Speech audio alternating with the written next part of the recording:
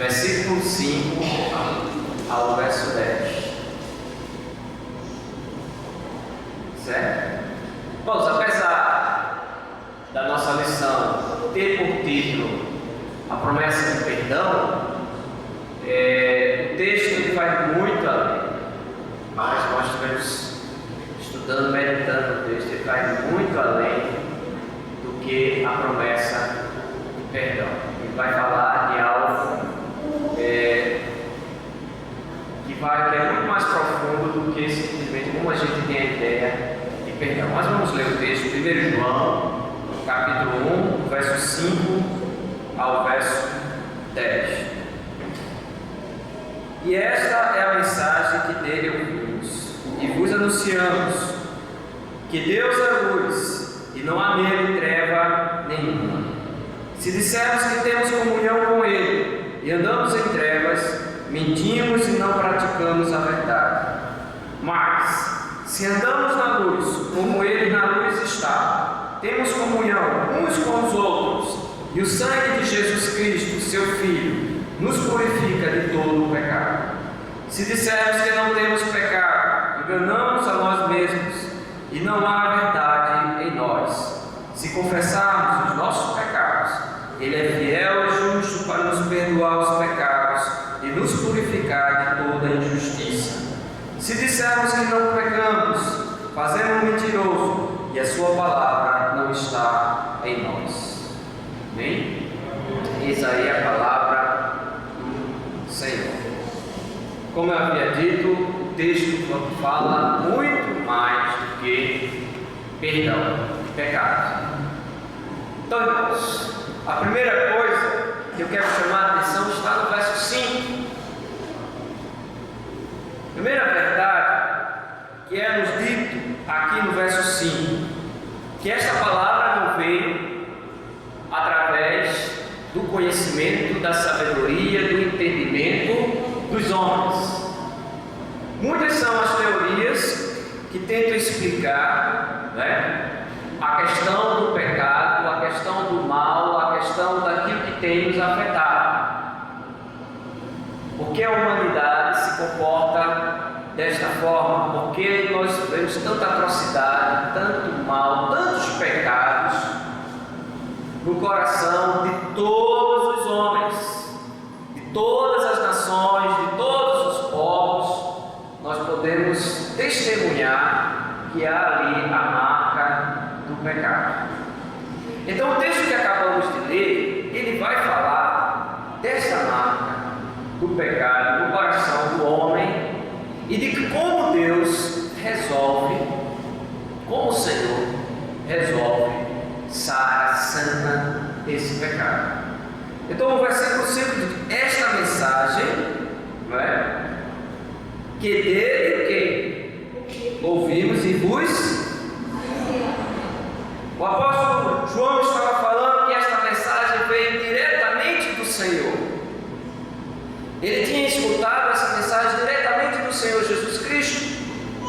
Ele tinha aprendido diretamente do Senhor, do Salvador, daquele que sabe julgar justamente, daquele que tem o direito de julgar o homem, aquele que conhece os nossos corações, porque Ele é onisciente.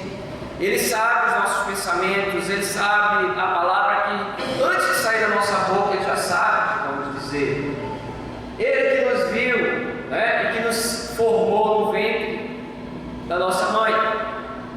Esse Senhor, que é soberano, todo-poderoso, foi Ele que trouxe essa mensagem. E João está tocando aqui no assunto o qual nós não gostamos de falar. As pessoas aí fora não gostam. Nós falamos aqui acerca de evangelismo. A igreja está se mobilizando para evangelizar. E a igreja tem que se preparar, porque as pessoas que estão aí fora de Cristo, não gostam de ouvir o evangelho. Mas sabe por que não gostam de ouvir o evangelho?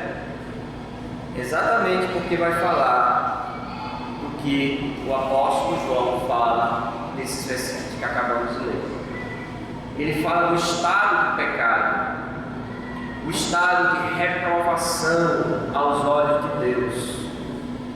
Como nós nos encontramos reprovados aos olhos de Deus. Como nós precisamos do perdão de Deus. E essa mensagem, ela não está sendo direcionada a quem não nasceu. O texto que acabamos de ler, essa epístola foi escrita para a igreja, para aqueles que ouviram o Evangelho, para aqueles que se arrependeram e alcançaram a graça do Senhor Jesus Cristo. Não é interessante? Porque ele coloca, olha, de quem é a mensagem? De Deus. Então a primeira coisa que eu quero que você coloque no seu coração, nessa manhã, é que a epístola do apóstolo João, ela foi inspirada pelo Espírito de Deus. Ela é uma mensagem para a igreja do Senhor Jesus Cristo, vinda da parte de Deus, vinda da parte do nosso Senhor. E qual foi a mensagem? Verso 5. Como é que está escrito aí na sua Bíblia? Na minha está que Deus é luz e não há nele treva nenhuma. Você entendeu o que João está querendo dizer aqui? Se nós parássemos no versículo 5, nós já poderíamos tirar algumas conclusões. Não é? João ele coloca o nosso olhar primeiramente para o Senhor. Ele nos faz olhar para o Senhor, nos chamando a atenção. Olha, essa palavra vem do Senhor, eu recebi do Senhor. E ele diz que Deus é luz e que nele não há trevas nenhuma. O que é que aprendemos com isso? O que é que a palavra luz aí quer nos dizer? É interessante que esse termo luz, ele já foi usado pelo Senhor Jesus Cristo. Você encontra nos Evangelhos, você encontra no Velho Testamento, e sempre há uma divisão entre luz e trevas. Né? Então, a luz significa o quê? Claridade. Então, se eu trago a luz com a ideia de claridade, eu posso também dizer que luz significa revelação da verdade. Não é? A luz, ela sempre revela algo. Vamos fazer um teste aqui? Se tivéssemos à noite, a gente poderia fazer um teste, né? Real, empírico, né? Vamos dizer assim. Bastava apagar essas luzes elétricas, né? Artificial, que estão aqui, e automaticamente estaríamos no meio do quê? Do escuro ou das trevas. E nas trevas nós não conseguimos enxergar o quê? O que está ao nosso redor, né? O que está ao nosso redor é o quê? Ocultado aos nossos olhos. Não é assim? Então a luz, ela traz, meus irmãos, entendimento. O interessante, porque os pecadores fogem da luz. Diz que lá em João 3,16, versículo que nós gostamos, né? Lembrar que Deus amou o mundo de tal maneira, né? Que deu o seu Filho unigênito. Mas se continuarmos para o 17, 18, 19 e 20, vamos ver que o mundo amou mais quem? As trevas. Por que o mundo amou mais as trevas? Porque suas obras eram malignas. Então eles se esconderam nas trevas, porque nas trevas essas obras não são evidenciadas. Onde Jesus chega, meu irmão? Onde Jesus se aproxima, ele traz a luz. E quando Jesus se aproxima de alguém, o primeiro efeito, o primeiro sinal da presença de Deus na vida do homem, de forma salvífica, sabe o que é? Ele olhar para os seus próprios pecados. Ele começa a perceber os seus próprios pecados. Ele começa a entender que as suas obras são malignas e que suas obras ofenderam ao Deus triuno, ao pecado. Então, quando começamos a pregar o Evangelho, isso a nossa geração está esquecendo. A igreja está em risco, meus irmãos, Porque, como o apóstolo Paulo disse, só há um Evangelho, o Evangelho da graça do Senhor. Qualquer outra coisa que se pregue, se não for esse Evangelho da graça do Senhor Jesus, é um falso Evangelho e leva à perdição. A igreja contemporânea tem esquecido disso, porque ela tem até modificado o culto, né? Está aí no nosso boletim, né? O texto do pastor Vasconcelos vai falar disso. Tem até modificado o culto para agradar aos corações que estão nas trevas. O culto não se fala mais de pecado, porque falar em pecado às vezes é ofensivo demais. Nós temos que ser agradáveis. E aí, evangelismo, falar do evangelho se tornou o quê? Levar um panfleto, um papelzinho e dizer: Jesus te ama. Não é assim? E aí você esquece que Deus é luz e que nele não pode haver trevas alguma. Que onde a luz se chega, onde Deus se chega, imediatamente é revelado o estado real do homem. Então, a primeira coisa que você viu nessa manhã foi o que? A mensagem vem da parte de quem? De Deus. Segundo, o apóstolo João faz com que venhamos olhar uma parte do caráter de Deus. Quando diz que Ele é luz, Ele traz revelação do nosso próprio ser e do ser dele. Não é? Luz também significa o quê? Pureza e glória espiritual. A luz aqui também vai nos retratar, vai nos levar a pensar na glória do Senhor, no seu resplendor, na sua pureza, na sua santidade. Por isso existe um complemento: nele não há trevas alguma, porque ele é santo, santo, santo. Aí a gente lembra do profeta Isaías. O que foi que aconteceu com o profeta Isaías quando ele teve a visão desse Deus que é luz? O que foi que aconteceu com ele? Vocês lembram, irmãos? Qual foi a palavra dele? Ai de mim, por quê? Porque sou homem de lábios e vivo no meio de um povo de puros lábios. Percebeu que quando o Senhor se apresenta, quando o Senhor se revela e Ele se aproxima de nós, quando a luz se aproxima, se manifesta, qual é a primeira coisa que nós tomamos consciência? Nosso estado perante a santidade de Deus. Que interessante, meus irmãos, quando eu tomo consciência que Deus é santo, que Deus é perfeito, automaticamente essa consciência avivada, avivada pelo Espírito Santo de Deus, ela vai me colocar um espelho e eu vou olhar para mim mesmo e vou dizer: eu não sou digno de estar na presença de Deus, porque eu sou pecador e Deus é santo, santo, santo. O verso 5 nos traz à mente isto: Deus é luz e nele não há pecado, não há obras malignas, não há comunhão com as trevas. Por isso que nossa lição fala muito mais do que perdão, irmãos. A nossa lição vai falar de uma impossibilidade.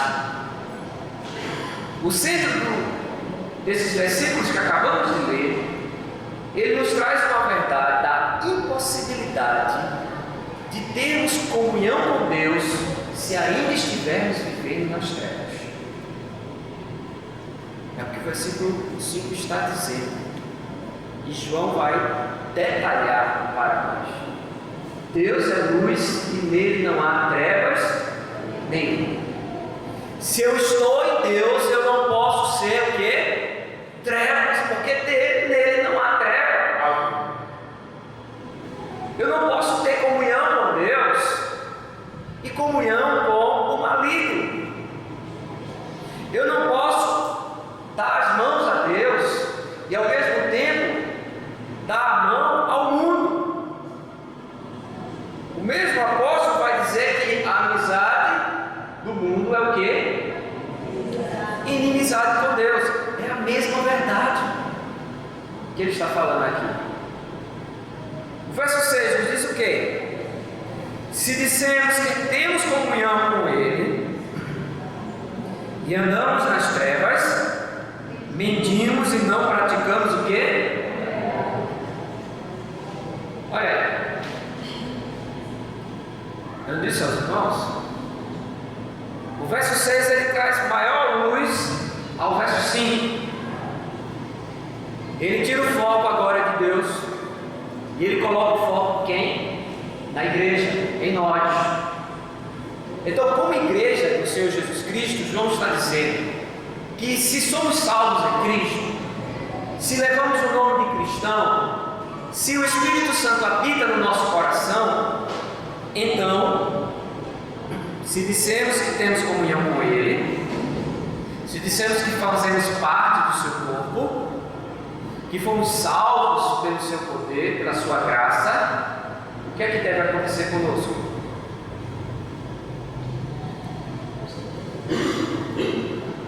Preste atenção, irmãos. O verso 6 diz: se dissermos que temos comunhão com Ele e andarmos em trevas, mentimos e não praticamos o quê? O que é que o verso 6 está dizendo?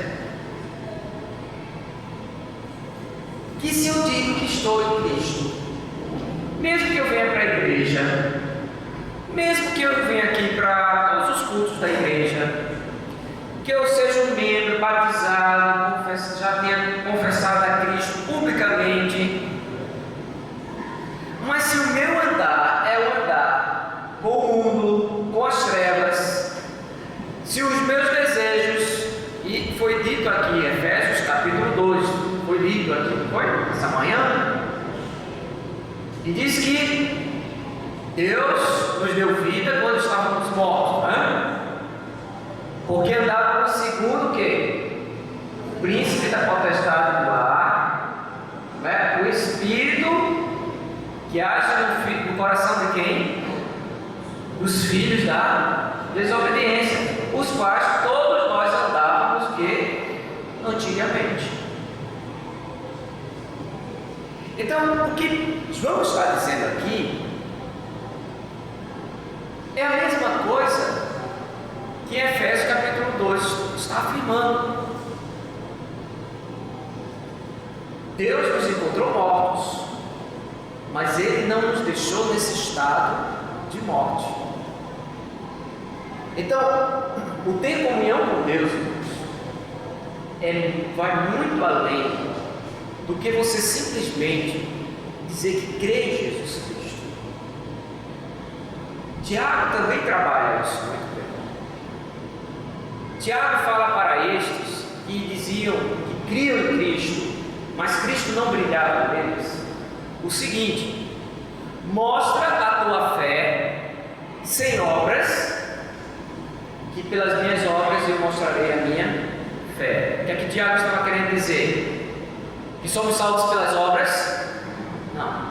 Ele estava em harmonia perfeita com o verso 6 de 1 João, capítulo 1. Ele estava dizendo que é impossível você ter comunhão com Deus e permanecer nas trevas. É impossível você estar de mãos dadas com o Senhor Jesus Cristo, o Espírito Santo entrar no teu coração. Pensa bem, irmãos. O Espírito Santo. Porque na salvação é-nos dito que o Espírito, ele entra no nosso coração. Ele habita o coração do crente. Ele é como um selo, ele é uma marca. É a garantia da nossa salvação, a presença do Espírito Santo de Deus. Aí eu vou perguntar a você: você acha que o Espírito Santo ia entrar na tua vida e não ia te transformar? Não ia fazer nenhuma modificação na sua vida? É impossível. É por isso que João afirma com tanta firmeza: se dissermos que temos comunhão com Ele, ou seja, que nascemos de novo, temos o Espírito no nosso coração, somos de Cristo, estamos ligados a Ele em um só corpo, somos irmãos, né? Nós nos chamamos irmãos em Cristo, porque estamos ligados, porque temos um só Espírito, um só Senhor, uma só fé. Então temos comunhão com Deus. Se dissemos que temos comunhão com Deus, mas nas nossas mãos só há trevas, o nosso andar é um andar igual ao do mundo, as pessoas não conseguem ver Cristo em nós, alguma coisa está errada. Algo está errado. E o que João diz aqui?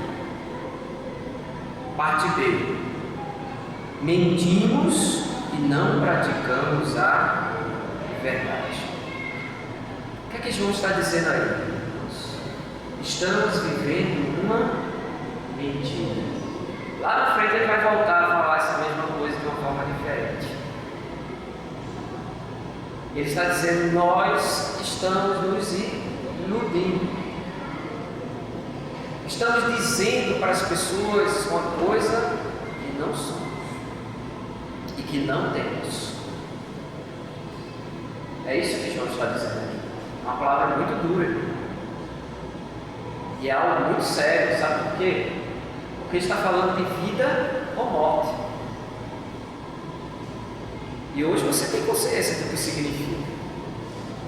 Porque a Bíblia diz que há dois caminhos, né?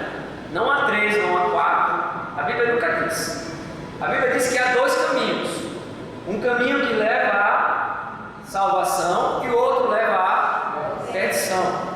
A Bíblia diz também que há dois o quê? Reinos. O reino da luz e o reino das trevas. O reino da luz leva ao quê? À salvação. E o reino das trevas já condenado está e vai levar ao quê? À perdição. No reino da luz, quem é o rei? O Senhor Jesus.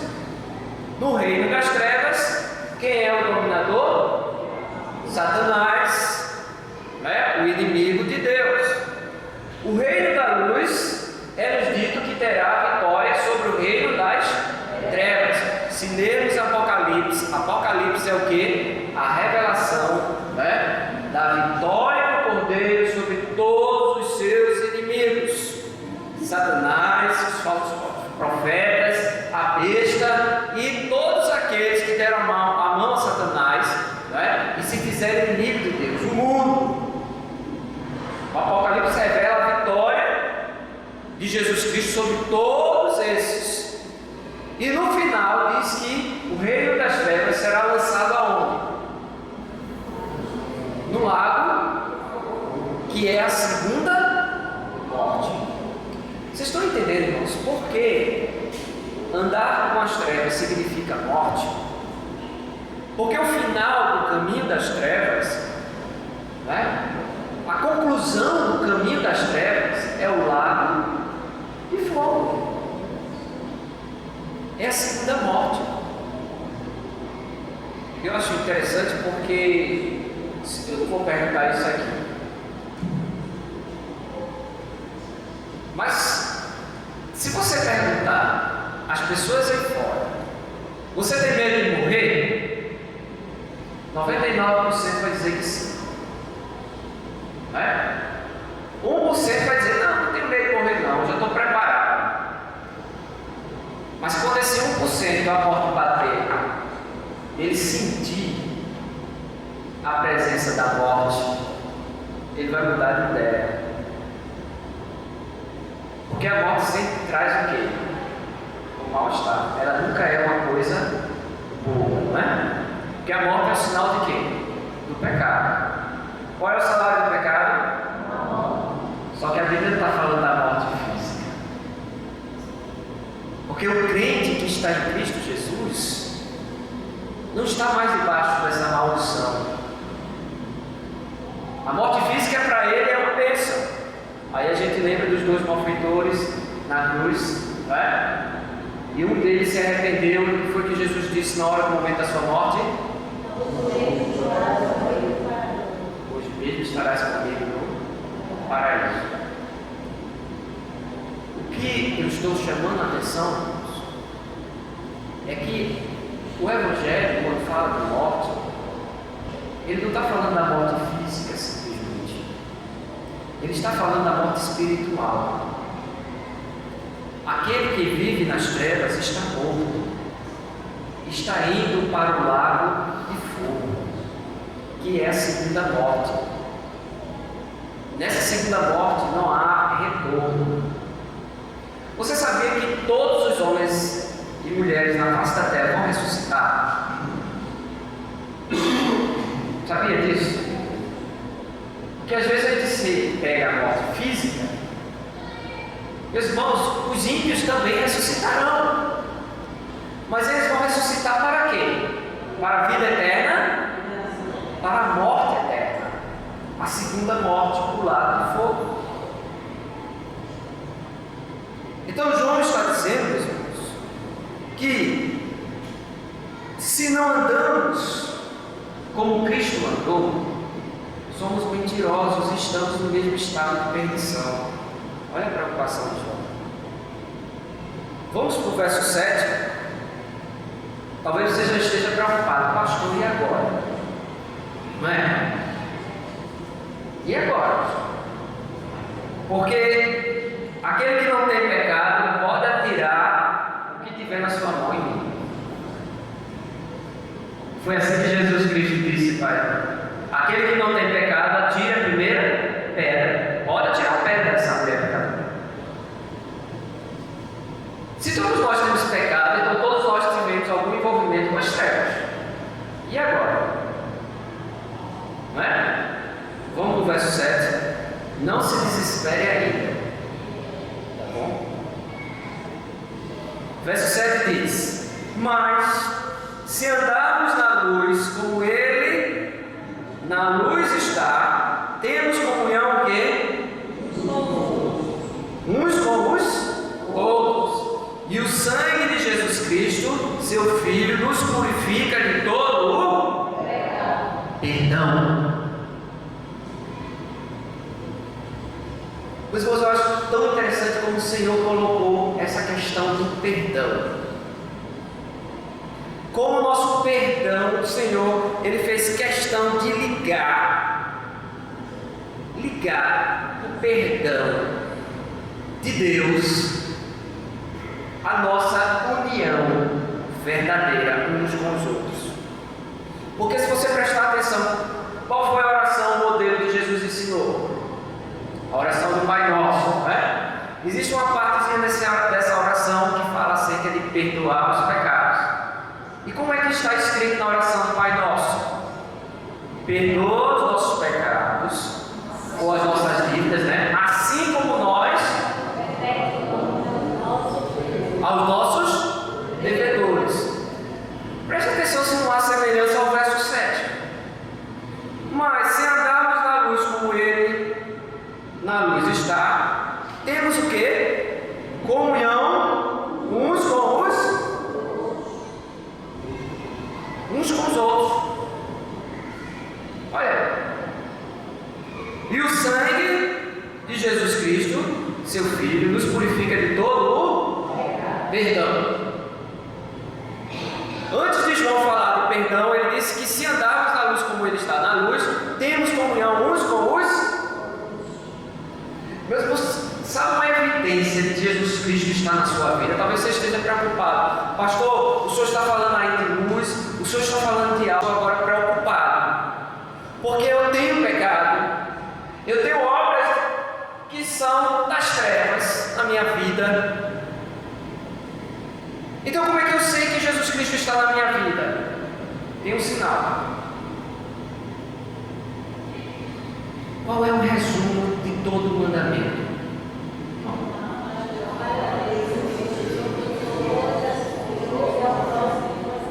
Amar a Deus sobre todas as coisas e ao seu próximo como a si mesmo. Como é que a luz resplandece em mim? no momento que eu estou amando ao meu irmão. Então João ele coloca aqui que se temos união com a luz, também seremos unidos uns com os outros. E é lógico, meus irmãos. Porque se eu digo que amo a Deus, e eu olho para vocês, se vocês estão na luz, o que é que vai resplandecer? O que é que vai brilhar? Nós não temos luz em nós mesmos. A presença de Cristo. Aquela ordem do Senhor Jesus Cristo, sede vós luz do mundo e sal da terra, significava o quê? Que Ele estaria presente na nossa vida, porque Ele é a luz do mundo. Você está entendendo? Você está compreendendo? Então, quando nós falamos de perdão, nós falamos primeiramente da presença de Deus na nossa vida, porque é Ele que perdoa, Ele que nos purifica de todo o pecado, Ele que nos lava de todo o mal, Ele que desfaz as obras das trevas, Ele que nos liberta da mão do maligno. Então, se a obra do Senhor está sendo feita na nossa vida, eu tenho que amar ao meu irmão. Não é um pedido, é uma obrigação, não é um favor, é uma obrigação. Por isso que o crente não pode ter no seu coração, né, nada contra o seu irmão, porque até o culto é interrompido. Até o culto, meus irmãos, é interrompido. Lembra como o Senhor ensinou? Se você vai trazer a oferta ao altar, mas tem alguma coisa contra o seu próximo, o que você deveria fazer? Levar a oferta ao altar, adorar a Deus, e depois que saísse da adoração, ir lá ao teu irmão, deixa a tua oferta, vai ao teu próximo, trata com ele o que você tem. O que é que significa isso? Perdoa, entra em comunhão novamente com ele, e depois vem adorar a Deus. Por quê? Porque se dissermos que temos comunhão com Ele e andarmos nas trevas, mentimos e não praticamos a verdade. Se não levamos a sério a palavra do Senhor Jesus Cristo, mentimos e nós não praticamos a verdade. Nossa adoração é prejudicada. Nossa adoração é prejudicada, nossas orações são prejudicadas,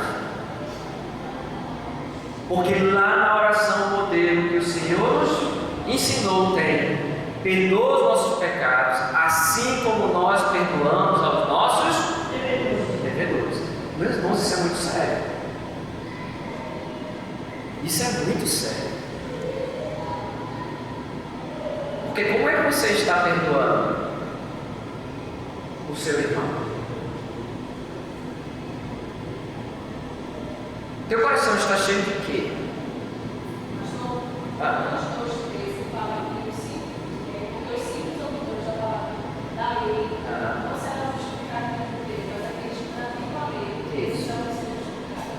Aqueles que ouvem, né, a palavra, ouvir a palavra não significa nada. Você tem que ouvir a palavra de Cristo, né? E o que? Praticar. Praticar. Não adianta só você saber. Você tem que viver. E aí vem a parte difícil, né? E é por isso que esse texto está aqui. Pastor, fale logo que eu estou ficando desesperado. Se parássemos aqui, a gente ia ficar desesperado mesmo. Porque quem de nós não tem pecado? Quem de nós não entristeceu o Espírito Santo do Senhor? Quem de nós não já falamos mal do irmão? Não já tivemos sentimentos desagradáveis, sentimentos reprovados por Deus? Ódio. Vamos botar o nome nas palavras? Quem não sentiu ódio? Era o irmão na fé mesmo, não estou falando nem do mundo. Tá certo? Mas quem não sentiu ódio pelo seu irmão? Quem não sentiu raiva? Quem não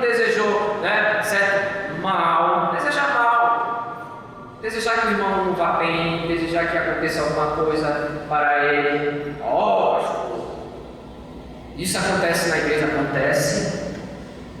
Tanto acontece que essa epístola está aqui para a igreja. Então, essas coisas, meus irmãos, Deus não suporta no meio do seu povo. João está dizendo isso. Deus não suporta. Não adianta você estar adorando a Deus se o seu coração está cheio de trevas. As trevas têm que sair do seu coração. Você tem que perdoar. Você tem que andar em unidade e amar. E quando se fala aqui em unidade, corpo de Cristo, né? Aqui temos comunhão uns com os outros. Comunhão. O que é comunhão, meus irmãos? Alguém pode dizer o que é comunhão? União. Relacionamento. Comunhão significa relacionamento. Eu tenho relacionamento com os irmãos, eu ando com os irmãos, eu tenho contato, eu divido alguma coisa com os irmãos. Vocês estão entendendo? Vocês estão compreendendo? Então, se eu não tenho comunhão com os meus irmãos, por isso que essa história de ser crente em casa é uma mentira de Satanás. Há uma necessidade e uma ordem direta do Senhor que nós devemos ter comunhão uns com os outros, e não existe essa história de crente em casa, crente o qual o seu pastor é a televisão. Não, porque tem um pastor na televisão, eu escuto a mensagem, eu escuto a palavra, mas você não está praticando. Sabe por quê? Porque a palavra de Deus diz que o crente tem que procurar outro crente. Porque nós temos que ter comunhão uns com os outros, temos que andar juntos, temos que chorar juntos, temos também que, o quê? Sorrir juntos, mas juntos.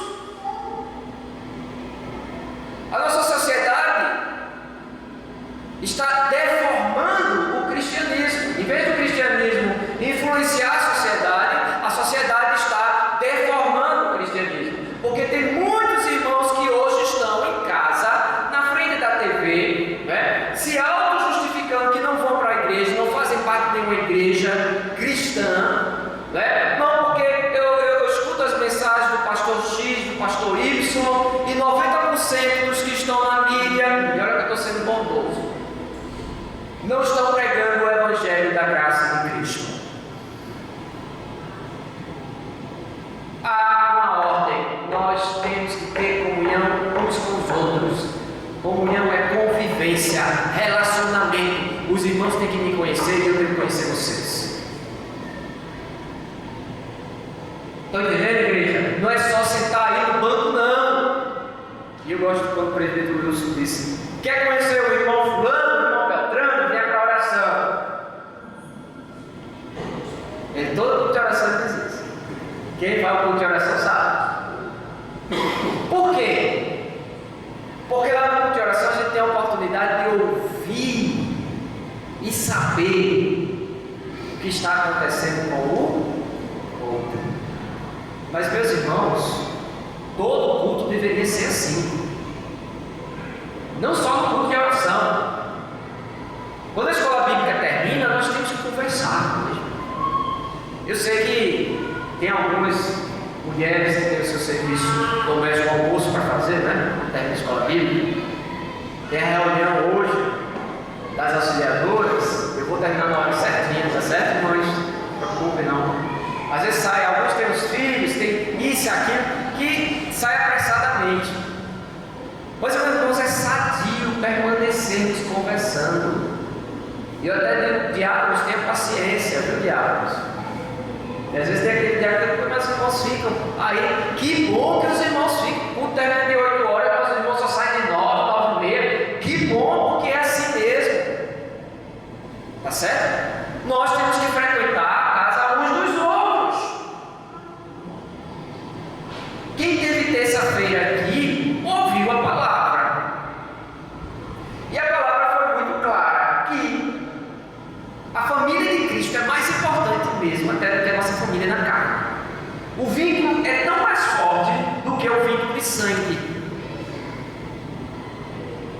Então a gente tem, meus irmãos.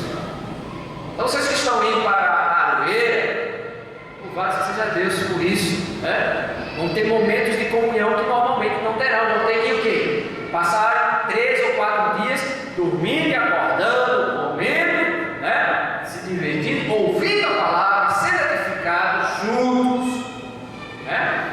Aqueles que não vão, fiquem tristes não, tá? O bom da igreja de 2 pastores é isso, um vai e fica. É? Então aqueles irmãos que não podem ir, não fiquem tristes, porque no carnaval vamos estar aqui também, ouvindo a palavra de Deus, nos confraternizando, aproveitando, nos alegrando na presença do Senhor. Tá certo? Tá bom? Então não fica trancado em casa, não posso ligar a rádio, não posso ligar a televisão, porque é só carnaval, né? Aqui em Recife é assim. Você vai poder vir à igreja, né? E adorar a Deus, e vai dormir como está aqui. Certo? Depois a gente passa a programação. Mas por que eu estou dizendo tudo isso? Porque eu vou perguntar a você: é fácil fazer o que a palavra de Deus está nos pedindo? Eu gosto de falar do casamento, quando eu lembro disso. Tá certo? A gente vê às vezes os namorados, né? Os namorados, amor, meu bem, minha querida, que saudade. Telefone agora, né? Nem se diz, antigamente a gente não podia fazer isso, mas agora você sai da casa da namorada, chega em casa, o que é que acontece com os nossos jovens? E a mãe fica: menino, vai dormir que a mãe vai acordar cedo, menina, tu já fosse lá, né? Aí desliga o telefone, mas ainda tem o quê? Facebook, não sei o quê, teclando e mensagem vai, mensagem. Faz parte da momento. Mas quando chega no casamento, o que é que acontece? As coisas mudam, é verdade. E devem mudar.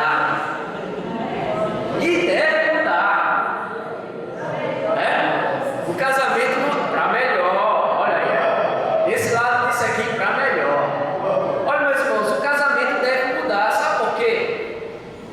Eu posso comparar o seguinte: quando namoramos, é como estar na classe dos pequeninos. A tia faz a historinha, tudinho, como é que é, usa desenho, assim. Quando estamos noivos, é como aquele adolescente que agora tem que trabalhar, tem que estudar, e as pessoas olham para ele, não mais como criança, porque está barbado, é desse tamanho, vê um homem, vê uma mulher, aí a responsabilidade começa a vir, né? É o noivado. O casamento, o casamento ninguém quer saber não. É responsabilidade. É responsabilidade. Aí é mudança, moça. Namoro é uma brincadeira. Noivado é algo mais sério. Quer dizer, eu vou parar de brincar e vou levar a coisa séria. Casamento é o quê? Responsabilidade. Mas por que eu falei de casamento? Porque o mundo aí fora diz o quê? Você deve estar casado por quê? Por amor, né? E o amor aí é o quê? Paixão. Porque, meus irmãos, aprenda, a Bíblia quando fala de amor não está falando de paixão. Paixão é algo que acontece com você involuntariamente. É aquilo que o seu coração bate mais, sua mão fica gelada, né? A eleita, eu lembro quando eu via a Fernanda, eu ficava com a mão suave. Já fiquei, lembrei, a totalmente suave. Lá na frente da igreja do carro, tá certo? Respirava fundo, meu Deus, ela chegou primeiro, ela tá lá. Eu ia me aproximando e pensando, o que é que eu vou dizer, né? Boa noite, boa tarde, bom dia, tem que dizer alguma coisa. Não é assim? Não é? Isso é paixão. Mas no dia que eu estava entrando na igreja, eu falei isso, engraçado, eu falei isso na semana passada na congregação em Camaragibe. E toda vez que eu olho para essa aliança, eu não lembro qual é o meu nome, me desculpe, mas eu não lembro dos convidados. Eu não lembro da decoração da igreja, tá certo? Eu não lembro nem do pai da noiva, estava de lá, não. Eu lembro da minha esposa entrando, tá certo? Mas a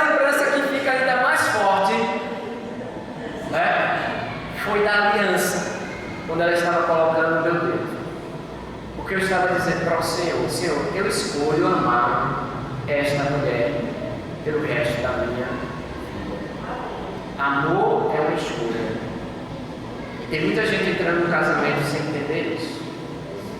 Eu escolho amar.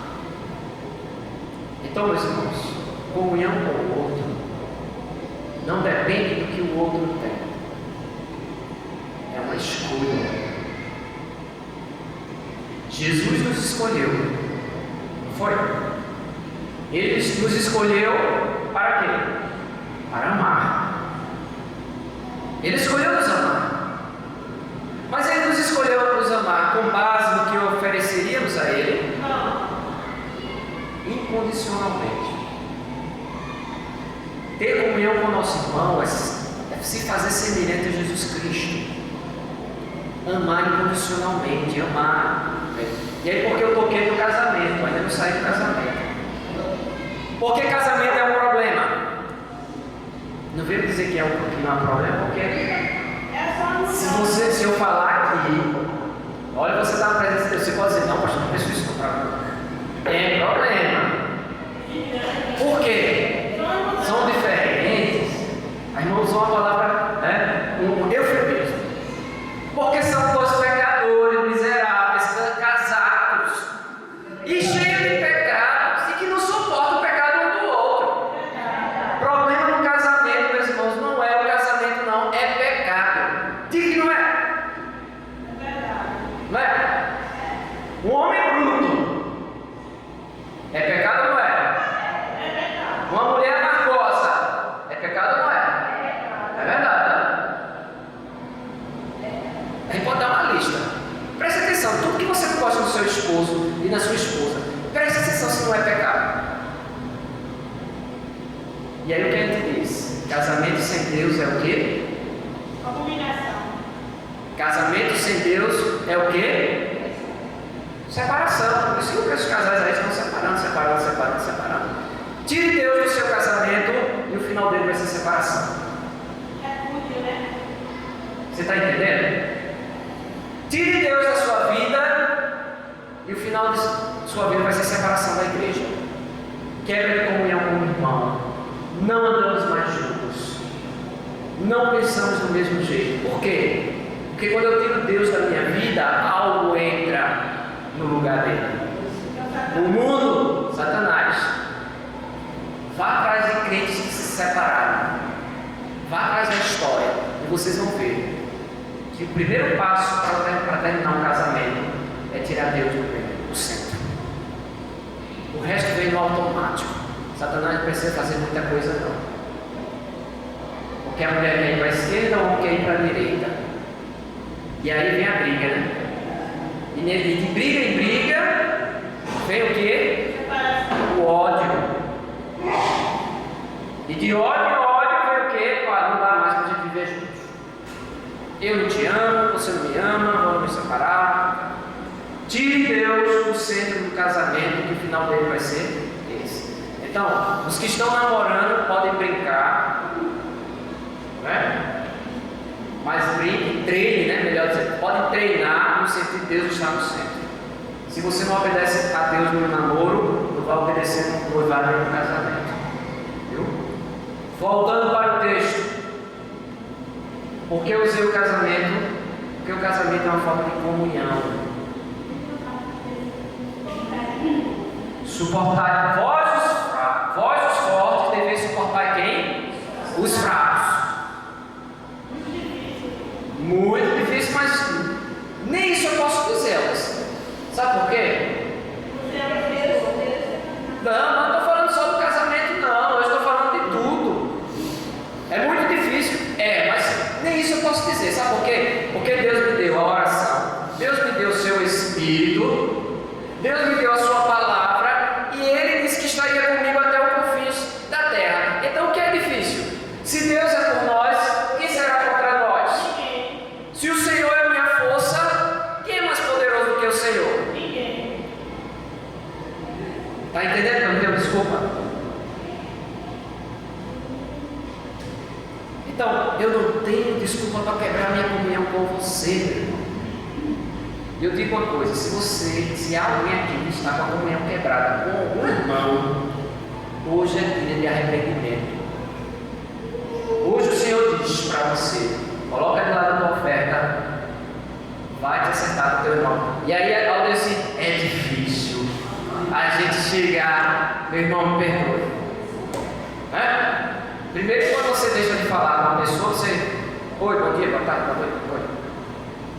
Aí depois, quanto mais tempo passa, mais vergonha a gente sente de ir lá. Deixa de meninice. O tempo está passando, você está perdendo bênção. Graças a Deus. Sabe por quê? Porque raiz de amargura só traz tristeza, só traz prejuízo espiritual para você, meu irmão. Não traz nada de bom, só traz problema para a igreja. E pior, tu deixa de glorificar o teu Senhor, aquele que derramou sangue na cruz para te salvar, por uma birra boba, por te contrariar.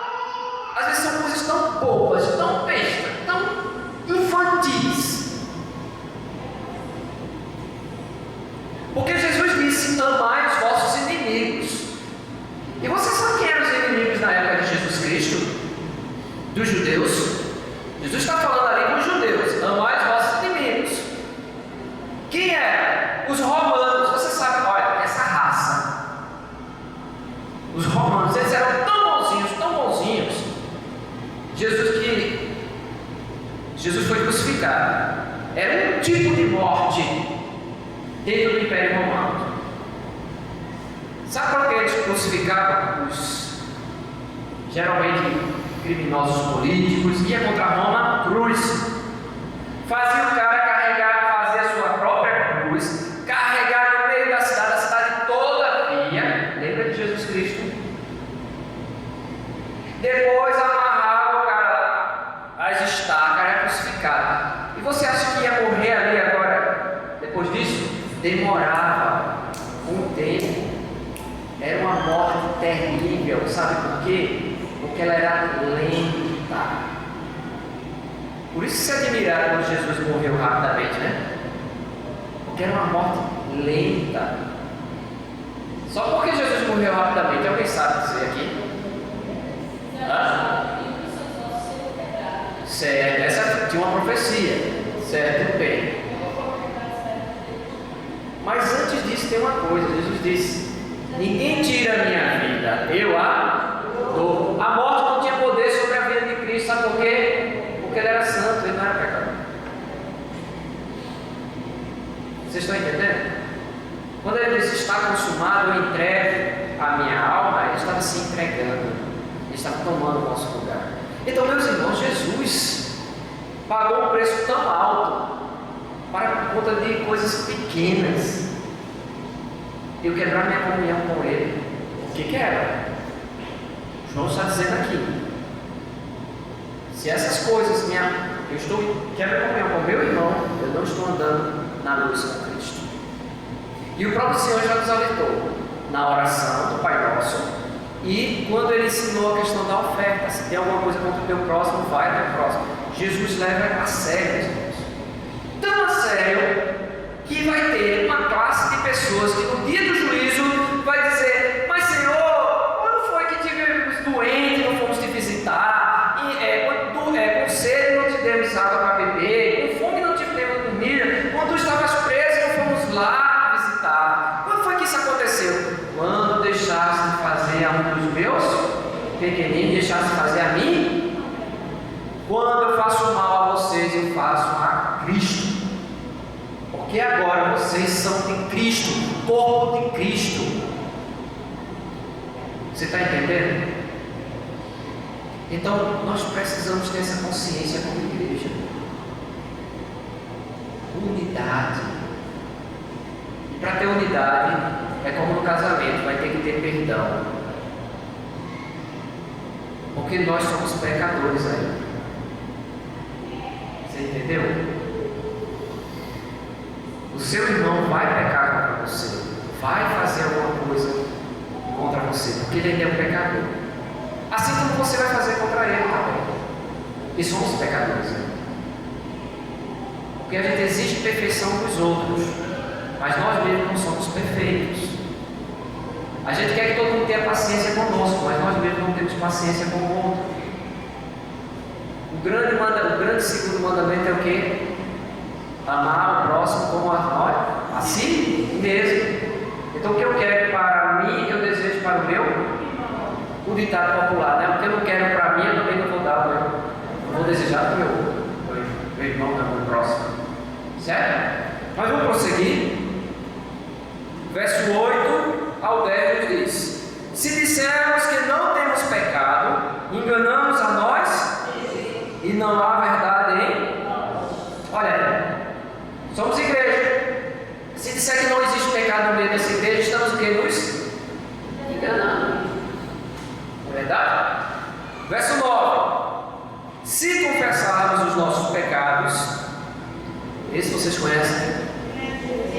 Ele é fiel e justo para nos perdoar os pecados e nos purificar de toda a injustiça. Se dissermos que não pecamos, fazemos um mentiroso e a sua palavra não está em nós.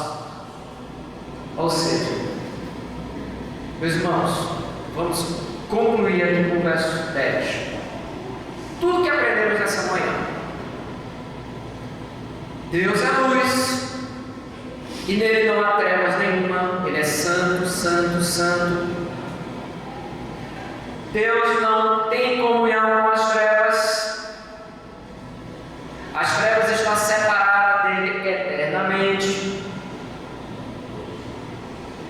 Nós somos o quê? Pecadores. Ofendemos a santidade de Deus. Não é verdade? Mas se confessarmos os nossos pecados, Jesus faz o quê? Perdoa. E depois de perdoado, purificado, para que a evidência da minha comunhão com a luz, de que estou andando com a luz, qual é a evidência?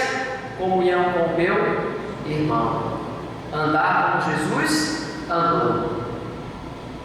Se eu não tenho comunhão com o meu irmão, se eu não perdoo o meu irmão, isso é um sinal que eu não fui perdoado. Se a minha vida é de amargura após amargura, né? E aí eu quero tranquilizar os corações dos irmãos, porque preste atenção que João está falando aqui no andar. Tá certo? O que é andar? É algo contínuo. Porque o crente ele peca, mas não é algo contínuo. Ele não vive no pecado. O crente vive na luta contra o pecado.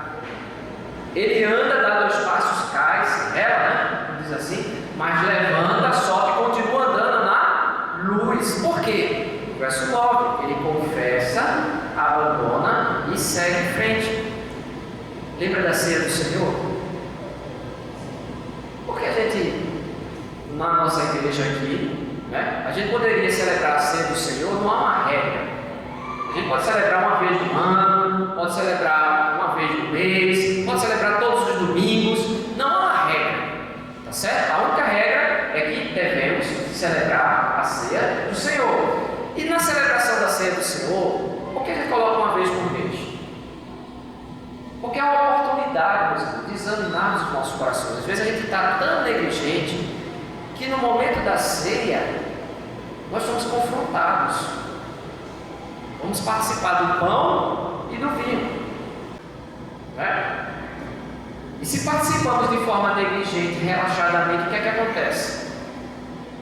Tem crente que não acredita não, né? É incrédulo. A mão de Deus pesa, porque não é brincadeira não.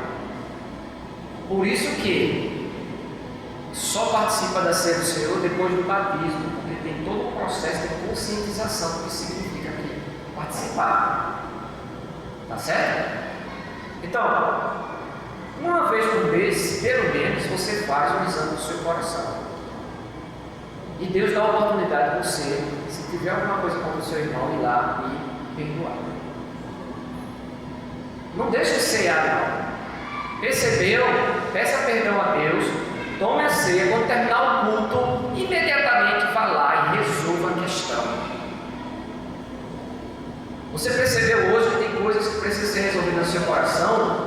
Imediatamente vá lá e resolva.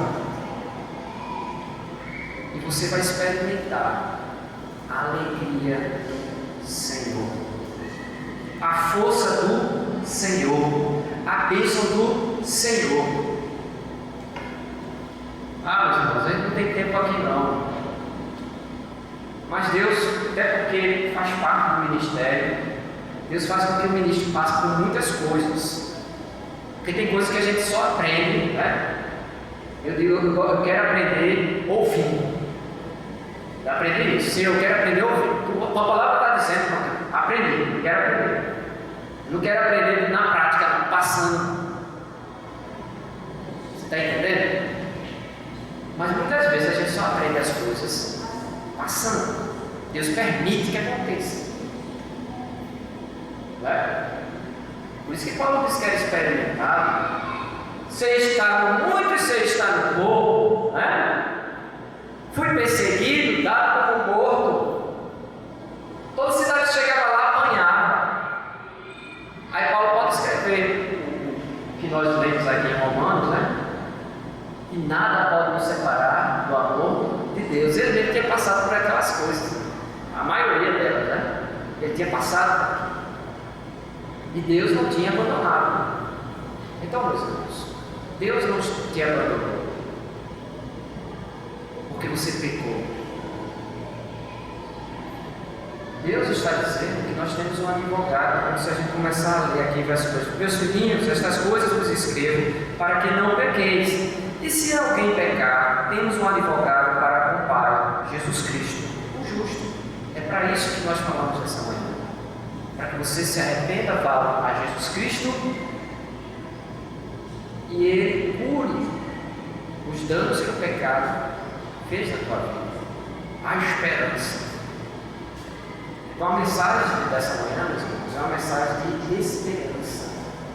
Porque ainda há tempo de perdoarmos uns aos outros e alcançarmos perdão de Deus e desfrutarmos do alívio, tirar esse peso que está na amargura do coração.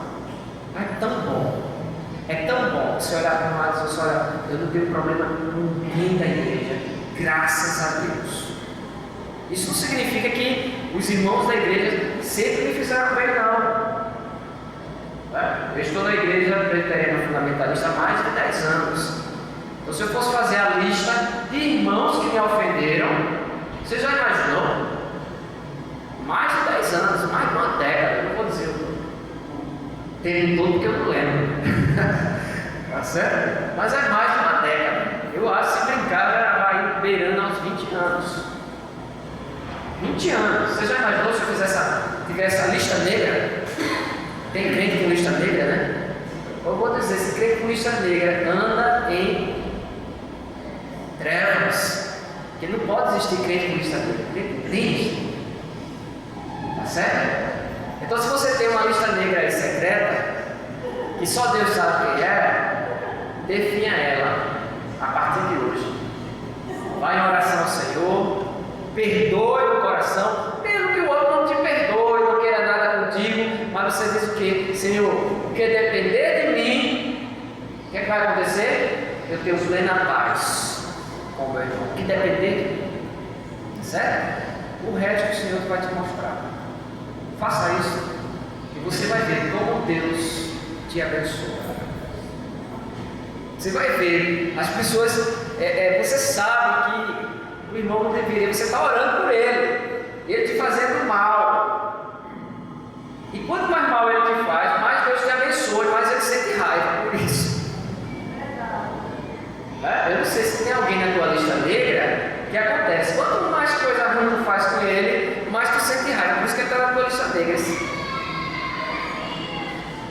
Então, ouve a palavra de Deus e Deus terá misericórdia de você. Amém?